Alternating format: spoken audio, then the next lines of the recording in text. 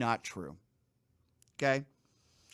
It was about, let me just explain to you what this case is actually about, the legal ramifications of this case.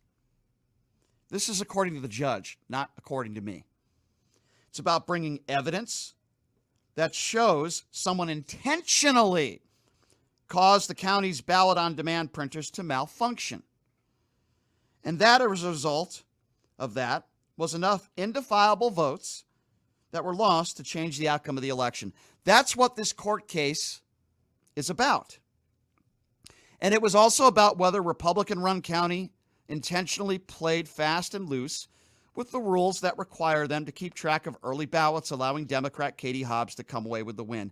That's what this case is about. So, who did Kari Lake's attorneys have up there on the stand? Let's go through this. A whistleblower from Runbeck Election Services, who didn't testify but instead avowed to a Lake investigator that she saw fellow employees bring in 50 early ballots of family members and illegally adding them to the vote total. There is zero evidence that that happens. It is just an unsubstantiated claim. But of course, some of Kari Lake's people and Republicans will lead you to believe that there's credibility to that when there's no evidence of it. A partisan pollster calling himself the People's Pundit, a guy whose polling firm, Big Data Poll, scored an F rating from the poll analysis website 538, saying that Kari Lake won the election. It's a great witness right there, by the way.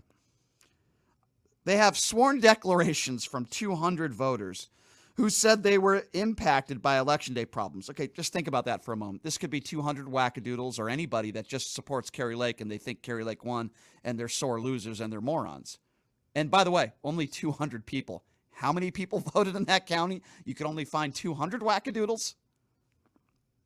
And finally, they got a cybersecurity expert who testified that the county's printers were set up to spit out 19-inch ballots on 20-inch paper. Ballots that then couldn't be counted, except this guy also conceded that they wouldn't have been counted anyway.